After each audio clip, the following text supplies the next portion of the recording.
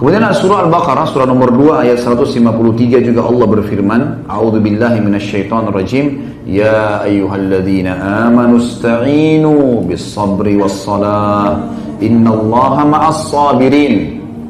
Hai orang-orang yang beriman, ista'inu, jadikan sebagai pertolongan kalian dari semua masalah, kecil atau besar, bis-sabri was-salah, sabar dan sholat. Bayangkan kata ulama tafsir, sampai sholat diucapkan oleh Allah Maha Tinggi dan Maha Pemurah setelah sabar. Karena teman-teman sekalian, kalau kita mulai segala sesuatunya pada saat musibah datang, cobaan datang, maka kita mulai dengan sabar teman-teman.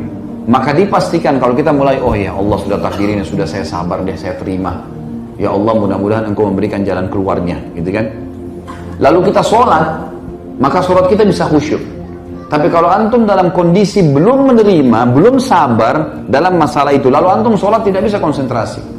Jadi memang di sini disebutkan bis-sabri was-shalah, lalu Allah pastikan, innallaha ma'as sabirin. Allah pencipta langit dan bumi, yang kalau kita sakit dia yang ciptakan kita, dia yang ciptakan penyakit, dia yang ciptakan kesembuhannya. Kalau sedang ada orang yang mengganggu, dia yang menciptakan kita, dia yang menciptakan orang yang mengganggu itu, dan dia juga yang bisa membinasakannya. Kalau sedang ada nikmat, dia yang menciptakan kita, dia yang menciptakan nikmat, dia yang bisa mempertahankannya dan menambahkannya. Maka Allah berkata, sungguhnya Allah bersama dengan orang-orang yang sabar. Sabar dalam ketaatan, sabar dalam meninggalkan kemaksiatan.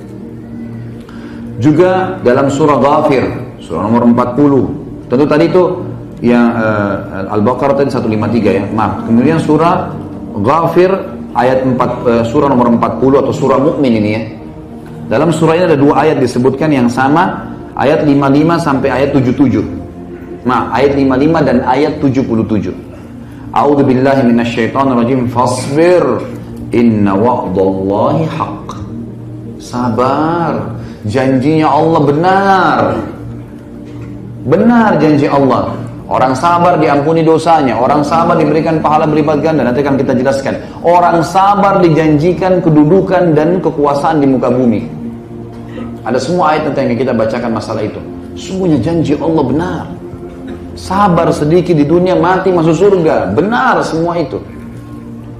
Yang mirip dengan itu teman-teman sekalian adalah surah Ar-Rum. Juga surah Ar-Rum, surah nomor 30 ayat 60. Allah yang Maha Tinggi dan Maha Pemurah berfirman, A'udzubillahi minasyaitonirrajim, fasbir inna wa'dallahi haqq wa la yastakhifannaka alladhina la yuqinun. Sabarlah, sesungguhnya janji Allah benar. Patuh, diganggu orang kita tidak layani, tetap kita mulia. Barang kita hilang, kita sabar, ikhtiar, terima dengan Allah, ikhtiar cari hilang, sudah pasrahkan kepada Allah. Sesungguhnya janji Allah benar, pasti Allah akan gantikan ya. Dan jangan sampai kamu tergoda, kata Allah, la yastakhifannaka alladzina la yuqinun, dari orang-orang yang tidak yakin dengan ini. Jadi kalau lagi ada cobaan, makna ayat ini adalah jangan berteman dengan orang-orang yang tidak yakin dengan Allah. Lagi ada musibah teman-teman, jangan bicara sama ahli fasaqah. Ya, maksudnya orang-orang maksiat, ahli fasik, ahli maksiat. Maka kita akan diajak sama dia ke diskotik, ke bar, ke maksiat, ke makan macam-macam. Makin buram, ya. Tenggelam di lautan, makin ditenggelamkan, bukannya malah dikeluarkan. Selanjutnya, dalil Al-Quran, surah Al-Insan, surah nomor 76 ayat 24. A'udzubillahi minasyaitonirrajim, fasbir li hukmi rabbika wa la tuti' minhum athiman aw kafura. Bersabarlah hai Muhammad. Surah Insan, surah nomor 76 ayat 24 ya. Sabarlah, berpegang pada hukum Tuhanmu hai Muhammad, dan ajarkan kepada umatmu itu. Dan jangan pernah kau ikuti orang-orang yang berbuat dosa serta orang buat kekufuran.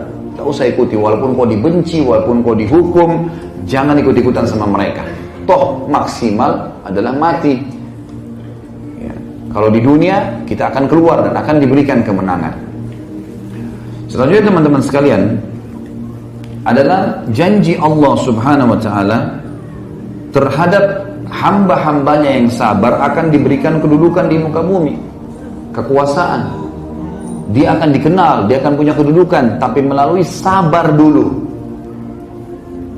Dikatakan dalam surah As-Sajdah, surah nomor 32 ayat 24, A'udzu billahi minasyaitonir rajim, wa ja'alna minhum a'immatan yahduna bi amrina lamma sabaru wa kanu bi ayatina yuqinun.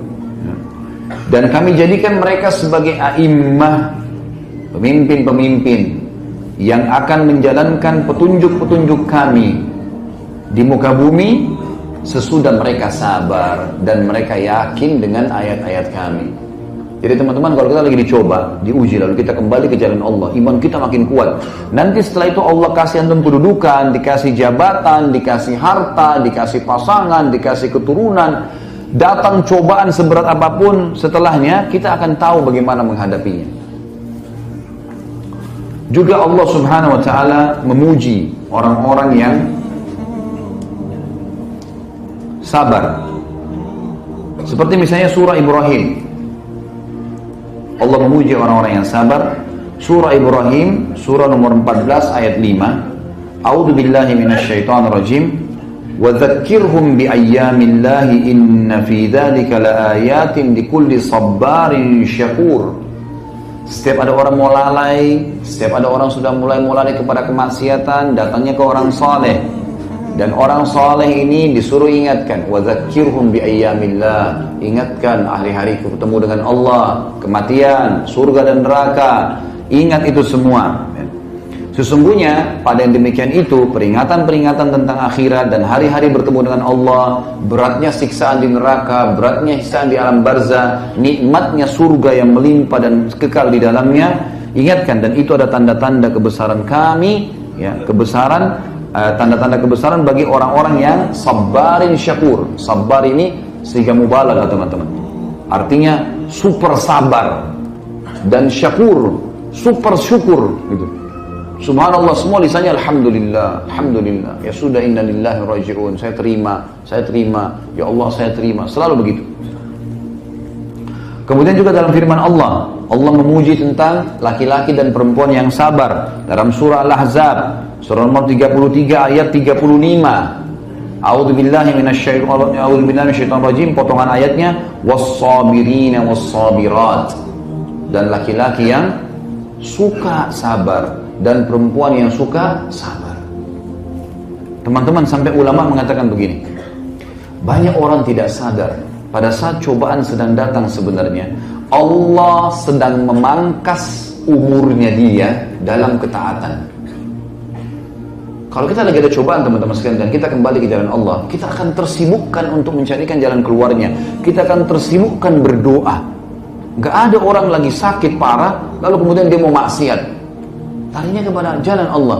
Maka Allah sedang memangkas umurnya dalam ketaatan, dan itu nikmat yang tidak bisa dibeli. Antum jangan heran kalau lagi ada cobaan kita bisa nangis dalam doa. Kalau kembali ke Allah, nangis, ya Allah kenapa, ya Allah gini, ya Allah mudahkan, ya Allah berkah, ya Allah angkat. Tapi kalau antum sudah hilang dari musibah itu, dari cobaan itu, kita mau nangis susah, gak bisa. Doa pun kadang-kadang kita malas. Kalau kita tahu teman-teman pahala waktu sedang ada cobaan, bagaimana besarnya Allah balas karena kehusyuan dalam doa, kehusyuan dalam sholat, ini luar biasa. Saya pernah teman-teman sekalian, satu keadaan, pengalaman pribadi, saya sedang hadapi sesuatu, kemudian saya mau minta jalan keluar sama Allah. Cukup lama, beberapa bulan belum selesai permasalahan. Kemudian subhanallah saya mau khutbah Jumat, lalu saya duduk, masuk di masjid, di depan masjid, di depan tidak ada orang lihat gitu. Ada celah antara mimbar sama tempat itu, kemudian saya sholat. Memang tuh pada saat itu saya terbawa dengan arus, merasa nyaman sekali gitu, ngeluh dengan keluh kesah dengan Allah. Sampai tidak rasa gitu, nangis sama Allah, sebutin ya Allah mudahin, ya Allah jadikan ini sebagai momentum imanku bertambah, dan seterusnya, beragam hal. Subhanallah, antara celah mimbar itu dengan tembok ada celah kecil. Rupanya ada satu jemaah lihat saya dari jauh itu. Datang dia setelah itu. Dia mengatakan, tentu ini teman-teman tidak ada hubungannya sama riya ya. Riya itu akan selalu datang ke dalam diri seorang mukmin. Tapi selama kita tidak iyakan maka tidak terjadi riya. Karena syaitan itu lemah sebenarnya. Yang jadi masalah kalau antum ikutin. Dan kita bisa menyampaikan sesuatu kalau jadi ibrah bagi manusia. Karena Allah mengatakan kepada Nabi Muhammad SAW, fa'amma binikmati rabbika fahadith. Kalau nikmat Tuhanmu boleh kau sampaikan sehingga bisa jadi pelajaran bagi orang lain. Padahal dia datang kepada saya, seorang bapak sudah sangat tua, rambutnya putih semua. kalau saya perkirakan mungkin umurnya sudah di atas 80 tahun.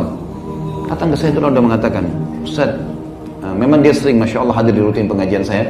Dia bilang, Ustaz sudah pernah susun nggak doa-doa dalam Al-Quran yang sering disebutkan? Saya kadang-kadang kalau khutbah, sering di akhirnya saya tutup dengan semua doa yang dimulai dengan Rabbana, Rabbana, Rabbana, semuanya gitu.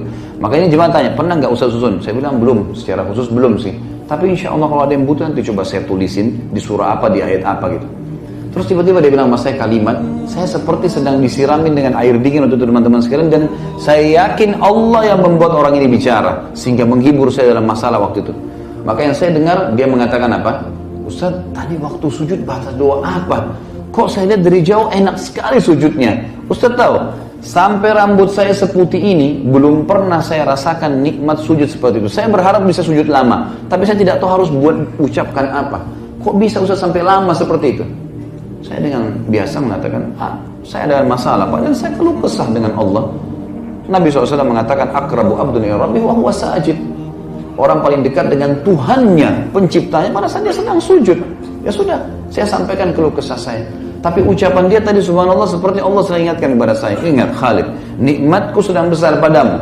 Cobaan ini sesuatu yang kau bisa laluin. Dan banyak orang tidak bisa ibadah, justru yang kau rasakan pada saat cobaan sedang datang kepadamu.